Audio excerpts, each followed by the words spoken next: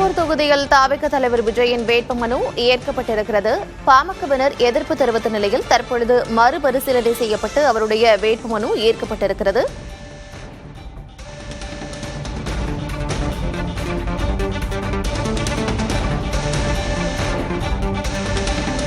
பாமக எதிர்ப்பு தெரிவித்த நிலையில் விஜயின் வேட்புமனு ஏற்கப்பட்டது. சொத்து வரி செலுத்தாததால் விஜய் வேட்புமனுவை ஏற்கக்கூடாது என்ற பாமகவின் கோரிக்கை நிராகரிக்கப்பட்டிருக்கிறது. அண்மை செய்தியை பார்க்கிறோம். இதனைத் தொடர்ந்து விஜய் தரப்பு வழக்கறிஞர் செய்தியாளர்களை சந்திக்கிறார், பார்க்கலாம்.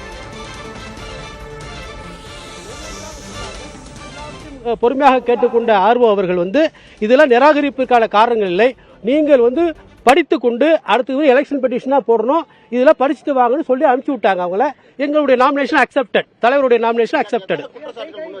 அவங்க எல்லாமே எலெக்ஷன் கமிஷன் ஆஃப் இந்தியா என்னென்ன கிரவுண்ட்ஸ்ல ரிஜெக்ஷன் பண்ணலாம்னு சொல்லி இருக்கிறதுல படிக்காம ஒரு கூட்டமா திமுக அதிமுகவினர் பாமகவினர் கூட்டமாக ஒரு 50க்கு மேற்பட்டவர்கள் எங்க ஆர்வவை மிரட்டினாங்க. ஃபர்ஸ்ட் எடுத்தோலியே ஆர்வவை மிரட்டினாங்க.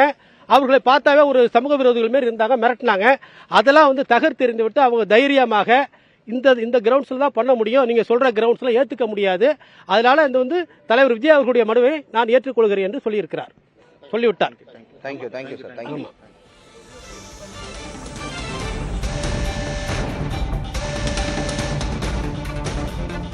பாமக எதிர்ப்பு தெரிவித்த நிலையில் விஜயினுடைய வேட்புமனு ஏற்கப்பட்டிருக்கிறது. விஜய் தரப்பு வழக்கறிஞர் அதற்கான விளக்கத்தையும் அளித்தார். அந்த காட்சிகளை பார்த்தோம்.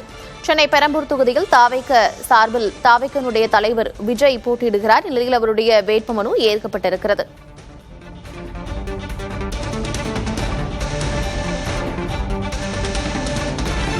தேர்தல் அதிகாரியை பாமக மற்றும் திமுகவினர் மிரட்டினர் என்று தாவேக தரப்பு வழக்கறிஞர் செய்தியாளர்கள் சந்திப்பில் தெரிவித்திருக்கிறார்.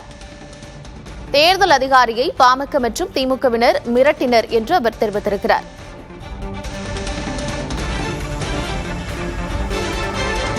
மறுபரிசீலனைக்கு பின் தாவேக தலைவர் விஜயின் வேட்புமனு ஏற்கப்பட்ட நிலையில் அவருடைய தரப்பு வழக்கறிஞர் அறிவழகன் செய்தியாளர்களை சந்தித்தார். இந்நிலையில் தேர்தல் அதிகாரியை திமுகவினர் மற்றும் பாமகவினர் மிரட்டியதாக அவர் செய்தியாளர்கள் சந்திப்பில் தெரிவித்திருக்கிறார்.